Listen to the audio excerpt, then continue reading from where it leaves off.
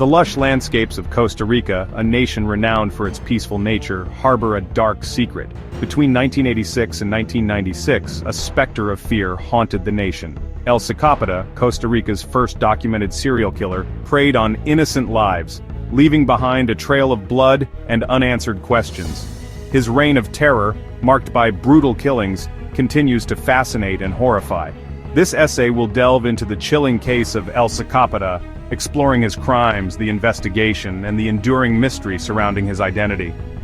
El Psicópata's crimes shocked a nation unaccustomed to such violence. He shattered the tranquility of paradise, becoming a chilling reminder that darkness can lurk even in the most idyllic settings. His legacy serves as a stark warning about the human capacity for evil, and the importance of seeking justice for victims even decades later. This essay aims to shed light on the case, examining the known facts, exploring the unanswered questions, and analyzing the impact of these heinous acts on Costa Rican society. It will delve into the killer's modus operandi, the victims he claimed, and the investigation that ensued. Furthermore, it will examine the various theories and rumors that have circulated for years, attempting to unravel the mystery of El Psicópata's identity. By revisiting this chilling period in Costa Rican history, we strive to keep the memory of the victims alive and to understand the complexities of a case that continues to intrigue and elude justice. El Psicópata's reign of terror was defined by a specific modus operandi, a pattern of cruelty that instilled fear in the hearts of many. He primarily targeted lone women or couples, preying on their vulnerability in secluded areas under the cover of darkness. His hunting ground became known as the Triangle of Death, encompassing the areas of Cartago, Curitibat, and Desamparados, a grim testament to his brutality. Armed with an M3 submachine gun, El Psicópata unleashed his fury with chilling precision. The weapon's distinctive markings on the victims' bodies became a grim signature, linking the seemingly unconnected crimes. In some cases, a surgeon's knife was also employed, suggesting a chilling level of detachment and a possible desire to inflict further pain and suffering. The darkness of night provided the perfect cover for his heinous acts, allowing him to stalk his victims unnoticed and disappear without a trace.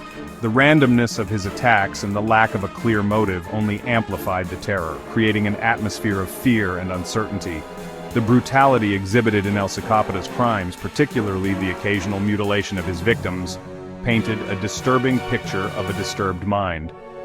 His choice of weapon, an M3 submachine gun, hinted at a possible military or paramilitary background, further deepening the mystery surrounding his identity. El Psicópata's reign of terror stretched over a decade, leaving a trail of blood and unanswered questions.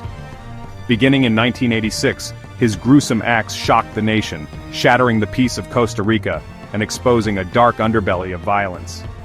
The timeline of his crimes reveals a chilling pattern of brutality and a relentless pursuit of victims. One of the most horrific events attributed to El Psicópata, though disputed by some, was the massacre at La Cruz de Alajuelita on April 6, 1986. 7 women, including 6 young girls, were brutally murdered, sending shockwaves through the nation.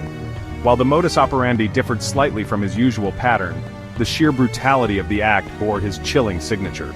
On June 14, 1987, Ligia Camacho Bermudez was murdered in her home, a deviation from El Psicópata's typical outdoor hunting grounds. This crime, though different in setting, was marked by the same cold-bloodedness, further solidifying his reputation as a ruthless killer. Years passed, marked by sporadic but equally brutal killings, each one a stark reminder of the killer's presence. The nation held its breath, hoping for a break in the case, an end to the reign of terror. However, it was not until October 26, 1996, that El Psicópata's reign of terror seemingly came to an end. The double murder of Mauricio Cordero and Ileana Alvarez in Patará de Desamparados marked the last known crime attributed to him. After this, the killings stopped, leaving behind an eerie silence and a sense of unresolved fear. The investigation into El Psicópata's crimes was a long and arduous process, fraught with dead ends and unanswered questions. The Organismo de Investigación Judicial, Costa Rica's investigative agency, faced a formidable challenge in their pursuit of the elusive killer. Despite their best efforts, the case remained unsolved. leaving a shadow of doubt and speculation hanging over the nation. The OIJ thoroughly investigated the crimes, meticulously collecting evidence, interviewing witnesses, and pursuing every lead. They developed a profile of El Psicópata, suggesting he was a Costa Rican male, possibly in his early 40s by 1996, with potential guerrilla training experience in Nicaragua.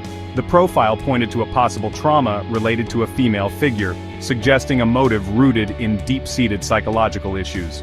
Over the years, the OIJ considered up to 6 suspects, each with their own potential connections to the case. However, a lack of concrete evidence hindered their efforts, leaving them unable to definitively link any of the suspects to the crimes. Rumors circulated, linking El Psicópata to the influential Figueres family, particularly Mariano Figueres Olson, but these allegations remained unsubstantiated. Despite the OIJ's tireless efforts, the passage of time has rendered prosecution impossible. The statute of limitations on El Psicópata's crimes has expired, meaning that even if he were identified today, he could not be held legally accountable for his horrific acts. This legal loophole has left many feeling that justice has been denied, further compounding the tragedy of the case.